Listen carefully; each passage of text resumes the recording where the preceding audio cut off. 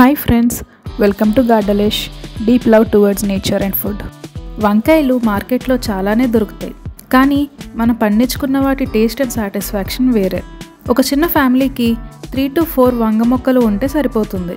ఈ మొక్కలు 2 years వరకు ఉంటాయి. ఈరోజు వీటిని హార్వెస్ట్ చేసి ఒక స్పెషల్ డిష్ ప్రిపేర్ చేద్దాం. పచ్చి చింతకాయ కలగూర చావిడాల పులుసుకి కావాల్సిన పదార్థాలు: మీడియం సైజ్ ఉల్లిపాయలు 2, పచ్చిమిర్చి 3, తెల్లదుంపలు 2, వంకాయ 4, ఎండు సావిడాల ముక్కలు 12, పచ్చి చింతకాయ పేస్ట్ 1 tablespoon, ఉప్పు తగినంత, కారం 1/2 tablespoon, పసుపు 1 teaspoon, వెల్లుల్లి జీలకర్ర పేస్ట్ 2 teaspoons, నూనె 50 ml, వాటర్ 500 ml.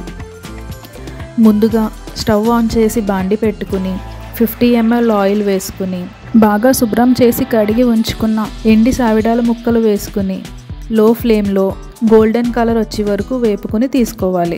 ఇప్పుడు అదే బాండీలో సన్నగా తరుముకున్న ఉల్లిపాయ పచ్చిమిర్చి ముక్కలు వేసుకుని ఉల్లిపాయ కొద్దిగా వేగేంత వరకు వేపుకోవాలి. ఇప్పుడు కట్ చేసుకున్న తెల్లదుంప ముక్కలు వేసుకుని 2 minutes లో ఫ్లేమ్లో మగ్గనివ్వాలి.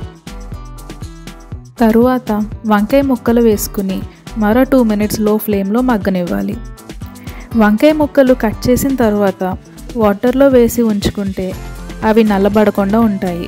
తర్వాత వెల్లుల్లి జీలకర్ర పేస్ట్, పసుపు, కారం, ఉప్పు, పచ్చి చింతకాయ పేస్ట్ వేసుకుని బాగా కలుపుకోవాలి. పచ్చి చింతకాయ పేస్ట్ అంటే పచ్చి చింతకాయ ఉడకపెట్టి తీసుకున్న పేస్ట్ వాడుతున్నాము.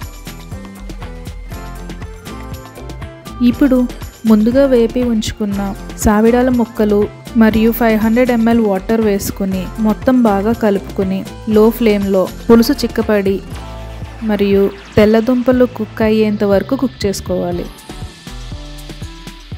అంతే, కొత్తిమీరతో గార్నిష్ చేసుకుంటే ఎంతో టేస్టీగా ఉండే పచ్చి చింతకాయ కలగూర చావిడాల పులుసు రెడీ.